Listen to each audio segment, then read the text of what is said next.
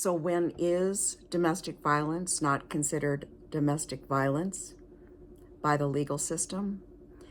It's when a male housemate attacks a female, or the other way around, to be fair, and there is no what they call intimate relationship.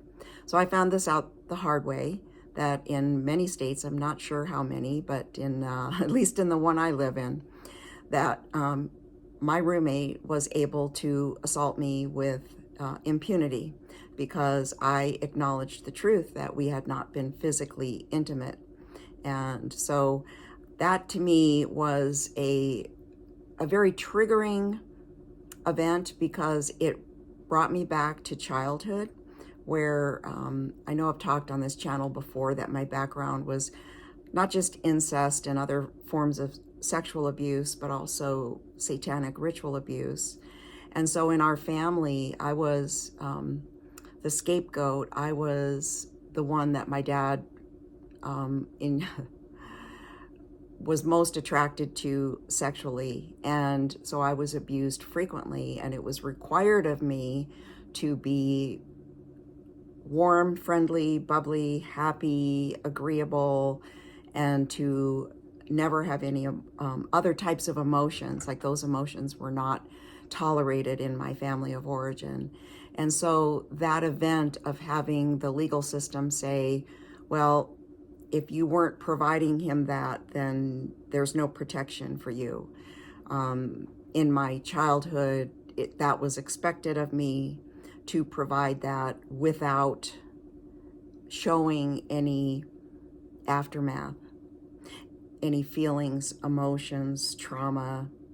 And so having that happen was just one of the most awful experiences of my life. And one of these days, I hope to garner other people that have been through similar situations or that care about this situation.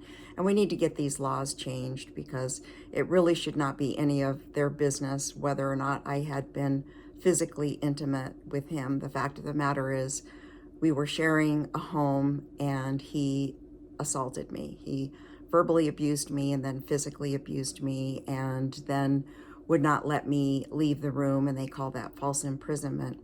So yes, I did in fact try to take the charges in a more general sense of assault, and I couldn't get anybody to respond in the legal system here.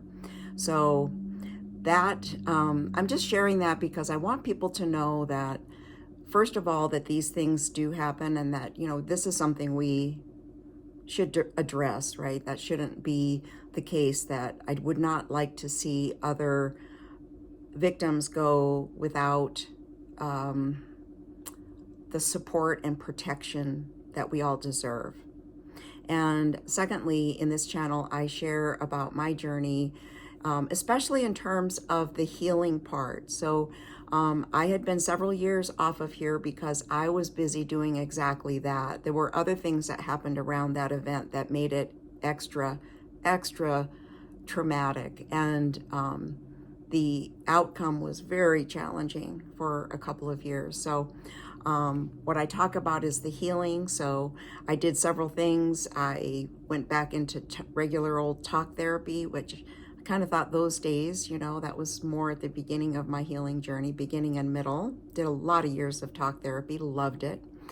And I also sought out other healers that helped me with the healing from this, and then friends, journaling, prayer and meditation, and my own healing modality that I can do on myself. But when things are that deep, it's very helpful to have friends also that do healing work. And I was very blessed to have that. So I am proud to have like an array of other types of healers in other modalities that I not only use for myself, but also am able to refer people to for various situations, various problems and circumstances. So I just want you to know that I'm here for you.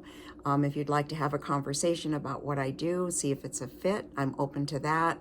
And just asking you to subscribe and like, and more content to come. I'll get a little less rusty as they go on. This is only my second one back after 3 years or so of hiding out in the cave.